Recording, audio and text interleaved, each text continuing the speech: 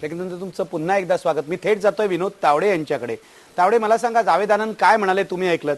तुम्ही महाराष्ट्राच्या जनतेला हे आश्वासन द्याल का भाजपच्या वतीने की आम्ही दहशतवादाचं राजकारण करणार नाही, नेमके जे प्रशासनाचे मुद्दे आहेत त्यावरच बोलू? निखिल, मला असं वाटतं की आनंद साहेबांनी जे मुद्दे मांडले, ज्यातलं विशेषतः आज ईद साजरी करताना काळी पट्टी लावली किंवा अतिरेक्यांना दफन करायला मुंबईत नकार दिला, ह्याचं मी नक्कीच स्वागत करतो आणि हे खरंच ही स्वागतार्ह गोष्ट आहे।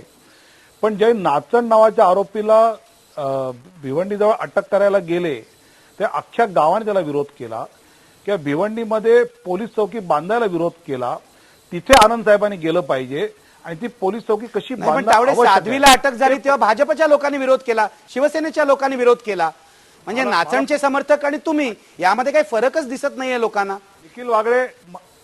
निखिल वागळे, मला बोलू येता का तुम्ही? नाही, तुम्ही बोला, पण याची उत्तरं तुम्हाला द्यावी लागतील। नाही, मला बोलू नाही, तुम्हाला याची उत्तरं द्यावी लागतील। नाचणच्या समर्थकांवर टीका करताना साध्वीला पण तुम्ही समर्थन दिलंय हे विसरता नाही येणार।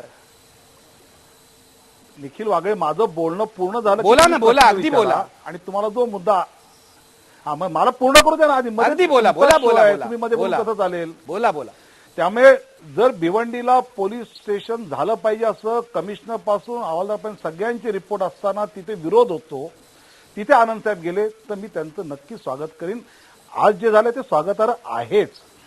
दुसरं, मला असं वाटायचं की तुम्ही आता जो साध्वीचा मुद्दा मांडला, अटक करताना कुठेही कोणी समर्थन केलं नाही, ज्या पद्धतीचे हाल केले असं तिचं ॲफिडेव्हिट आहे त्याच्यावरचा तो मुद्दा होता।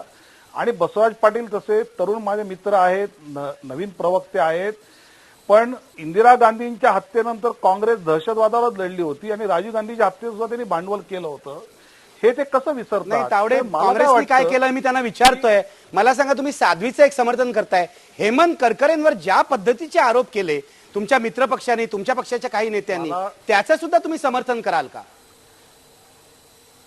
निखिल वागळे, करकरे साहेबांच्या विषयामध्ये माझ्या पक्षाने कुठलंही वक्तव्य केलं नाही। एटीएसने जे साध्वीने ॲफिडेव्हिट कोर्टासमोर केलं की अशा अशा पद्धतीचा छळ झाला, त्या विषयात आमच्या पक्षाने भूमिका मांडली आणि ती भूमिका समोर त्यातली आणली। दुसरं म्हणजे, मला नागपूरच्या विधिमंडळाच्या अधिवेशनामध्ये ज्यावेळी प्रत्यक्ष ही घटना घडली ते तिन्ही रात्र मी व्हीटी, सीएसटी, ताज, ओबेरा या ठिकाणी फिरत होतो, अधिकाऱ्यांना, लोकांना भेटत होतो। त्यात ज्या गोष्टी मला जाणवल्या, त्यातल्या ज्या गोष्टी सिस्टीम मधल्या लॅप्सेस वाटतात, त्या जर मी मांडायच्या नसतील तर विरोधी पक्षाचा आमदार म्हणून लोकशाही प्रक्रियेची माझी भूमिका आहे, ती मी भूमिका बजावायची नाही का? का मी ह्या विषयावर बोललो म्हणजे मग राजकारण झालं? मला असं वाटतं की प्रामाणिकपणे राजकारण म्हणजे कोणी केलं, काय केलं याच्यापेक्षा यातले लॅप्सेस, अनेक गोष्टी मीडियानी बरोबर आहे तुमचं असं म्हणणं आहे। तुम्हाला काही महत्वाचे मुद्दे मांडायचे आहेत। बसवराज पाटील काँग्रेसचे नेते म्हणून तुम्ही काय सांगाल? ते म्हणणार आम्ही मुद्दे मांडणार आणि ते हे कधीच मान्य करणार आहेत। भाजपचे नेते कालपासून हे मान्य करत नाहीयेत की आपली काही चूक झाली असं, त्यामुळे तेही मान्य करत नाहीत। तुम्ही काय म्हणाल सत्ताधारी? मग तावडे साहेबांनी हे मुद्दे जर विधानसभेत मांडले असते की हे करताना कमी राहिलंय, तर त्यांचं म्हणणं मी बरोबर आहे असं समजलं असतं। पण तावडे साहेबांनी हे मुद्दे विधानसभेमध्ये मांडले नाहीत किंवा शासन दरबारी मांडले नाहीत, तर याचं लगेच भांडवल कसं करून निवडणुका पेपरमध्ये जाहिराती दिल्या, कसं भांडवल करून निवडून येता येतं अशा पद्धतीसाठी ते वापरले। खरं म्हणजे तावडे साहेबांनी, काँग्रेसनी इंदिराजींच्या हत्येचा, राजीवजींच्या हत्येचा आम्ही भांडवल कधीच केलं नाही, त्याग केला। जीव देऊन हे कधी प्रचाराचं माध्यम होत नाही। तुम्ही जसं सांगितलं राजीनाम्याचं, ही आमची परंपरा आहे। लालबहादूर शास्त्री, मला सांगा, तुम्ही विरोधी पक्षांना विश्वासात घेऊन, नाही मी लालबहादूर शास्त्रीजींनी राजीनामा दिला, शिवराज पाटील साहेबांनी दिला, विलासरावजींनी दिला, हे त्याग आहे, नैतिक जबाबदारी आहे।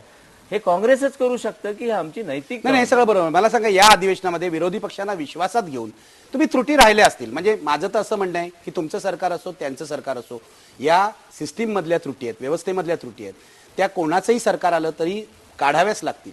तुम्ही विरोधी पक्षांना याबाबत विश्वासात घेणार का? मागच्या कालच्या घटनेमध्ये जर विलासराव देशमुख साहेबांनी सतर्कता दाखवून राष्ट्रीय सुरक्षा दलाला रात्री 11 वाजता मंत्रालयात बसून जर बोलवलं नसतं, तर दुर्दैवानी जे घडलं ह्याच्याही पेक्षा काहीतरी वेगळं घडलं। एवढी तुम्ही विरोधी पक्षांना विश्वासात घेणार का? विश्वासात तर घेतलंच पाहिजे। लोकशाही प्रक्रिया आम्ही मान्य करतो, त्यांना विश्वासात घेणारच आणि जे योग्य आहे ते नक्की स्वीकारण्याची अगदी भूमिका बरोबर काँग्रेस आहे. पक्षाने मी घेतली शेवटी आहे. जातोय जावेद आनंद यांच्याकडे. जावेद, मेरा समय सब खत्म हुआ है, मुझे बताइए, आपने सुना कांग्रेस वाले बोल रहे हैं बीजेपी गलत है, बीजेपी वाले बोल रहे हैं कांग्रेस गलत है, बीजेपी अपनी गलतियां मानने के लिए तैयार नहीं, कांग्रेस अपनी गलतियां मानने के लिए तैयार नहीं, तो क्या होगा आगे? कैसे आतंकवाद की जो राजनीति है वो खत्म होगी? मुझे लगता है कि आतंकवाद के खिलाफ लड़ाई अगर हमको ईमानदारी से लड़ाई लड़नी है तो दो प्रकार की मानसिकताओं से हमको लड़ना बहुत जरूरी है। एक प्रकार की मानसिकता है जिसको गुड टेररिस्ट, बैड टेररिस्ट कहते हैं। आवर टेररिस्ट, देयर टेररिस्ट। अच्छा टेररिस्ट कौन है? जो हमारा टेररिस्ट। बैड टेररिस्ट कौन है? जो उनका टेररिस्ट है। तो ये एक जो मानसिकता है कि जो अगर हम हिंदू हैं तो बोले हिंदू तो आतंक कर ही नहीं सकता, और मुसलमान है तो बोले वो तो कर ही नहीं सकता, फिर उसको ऐसे या वैसे जस्टिफाई करें, इस मानसिकता से हमको एक लड़ना पड़ेगा। दूसरी ये नकारात्मक भूमि के कोई मुसलमान कहे कि साहब कुरान में लिखा है, जो कि लिखा है वास्तविकता में लिखा है कि कुरान में लिखा है कि एक भी मासूम का जान लेना पूरी इंसानियत का जान लेने जैसा है, तो बहुत बड़ा गुनाह, इससे बड़ा गुनाह हो ही नहीं सकता है, इसलिए कोई मुसलमान कर ही नहीं सकता है। ये गलत बात है। इस कुरान में जरूर लिखा है पर मुसलमान आतंकवाद में जुड़ा हुआ है। इसी तरह तावड़े जी के पार्टी के प्रेसिडेंट साहब राजनाथ सिंह का कहना कि जो हिंदू कल्चरल नेशनलिस्ट है वो आतंकवाद कर नहीं सकता, ये आप किसकी आंख में धूल झोंक रहे हैं, आप किसको जो तो उल्लू बना रहे हैं, ऐसा नहीं चलने वाला है।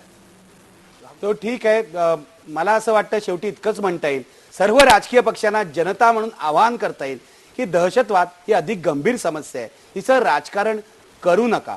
आणि मला असं वाटतं करायचा जर प्रयत्न केला कोणत्याही पक्षांनी, ते जसं दिल्लीतल्या मतदारांनी आणि राजस्थानातल्या मतदारांनी उधळून लावला त्यांचा हा डाव, तसा तो डाव जनतेने उधळला तर राजकारण्यांना सुद्धा धडा मिळेल. शेवटी पुन्हा एकदा दहशतवादाचं राजकारण करण्याचा राजकीय पक्षांचा डाव फसलाय का, आपला प्रश्न आहे. तुम्ही पडद्यावर बघू शकता, अजूनही 58% लोक म्हणतायत नाही फसला. याचा अर्थ लोकांच्या मनात शंका आहे, पुन्हा एकदा पुढच्या निवडणुकीमध्ये विविध राजकीय पक्ष दहशतवादाचं राजकारण करण्याचा प्रयत्न करतील असं लोकांना वाटतंय. पण जनता सार्वभौम आहे हे लक्षात ठेवा. हा डाव आपण उधळू शकतो. दहशतवादाचा राक्षस सर्वांनी मिळून धर्म, जाती, पंथ विसरून रोखायला हवा, याविषयी शंका नाही. धन्यवाद. पहा फक्त IBN लोक.